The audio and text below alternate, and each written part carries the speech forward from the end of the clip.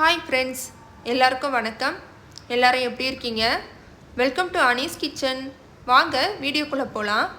இன்றைக்கி நம்ம என்ன வீடியோ பார்க்க போகிறோன்னா ஸ்வீட் ரெசிபி குலோப் ஜாமுன். அதுக்கு இன்ஸ்டன்ட் குலோப் ஜாமுன் மாவு நான் எடுத்திருக்கேன். இப்போ மாவை ஒரு பவுலில் சேர்த்துக்கலாம்.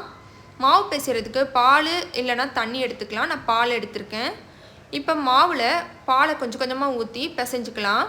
மாவு சப்பாத்தி மாவு மாதிரி டைட்டாக இருக்கக்கூடாது, கொஞ்சம் லூஸாக தான் பிசையணும். கையில் தொட்டிங்கன்னா மாவு பிசு பிசுப்பாக தான் இருக்கும். உருட்டும் போது கரெக்டாக வந்துடும். இப்போ மூடி போட்டு 15 நிமிஷம் மாவை ஊற விடலாம். அதுக்குள்ளே சக்கரை பாகம் ரெடி பண்ணிக்கலாம்.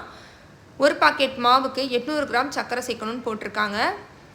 எவ்வளோ சக்கரை எடுக்கிறீங்களோ அதே அளவு தண்ணி சேர்த்துக்கோங்க. வாசனைக்கு 5-6 ஏலக்காய் போட்டுக்கோங்க.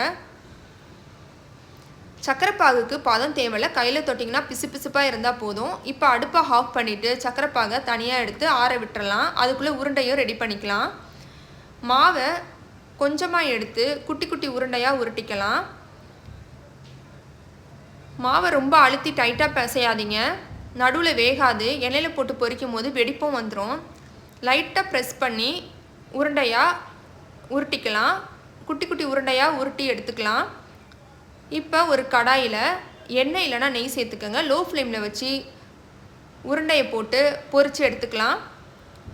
பொரித்த உருண்டையை இப்போ சக்கரை பாகில் சேர்த்துக்கலாம். உருண்டை சூடாக இருக்கும்போது சக்கரை பாகில் சேர்த்துக்கோங்க. நான் ஒரு 15 நிமிஷத்துக்கு அப்புறம் எடுத்து பார்க்குறேன். உருண்டை இந்த அளவுக்கு ஊறி வந்திருக்கு. இன்னும் டைம் எடுத்துக்கிட்டால் நல்லாவே ஊறி வரும். இப்போ சாஃப்டான குலோப் ஜாமுன் ரெடி ஆகிடுச்சு. ரொம்ப டேஸ்ட்டாகவும் இருந்தது. நீங்களும் செஞ்சு பாருங்கள்.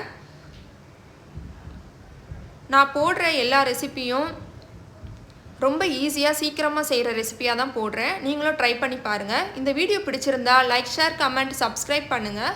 பெல் ஐக்கானையும் கிளிக் பண்ணுங்கள். ஆல் நோட்டிஃபிகேஷனையும் கிளிக் பண்ணுங்கள்.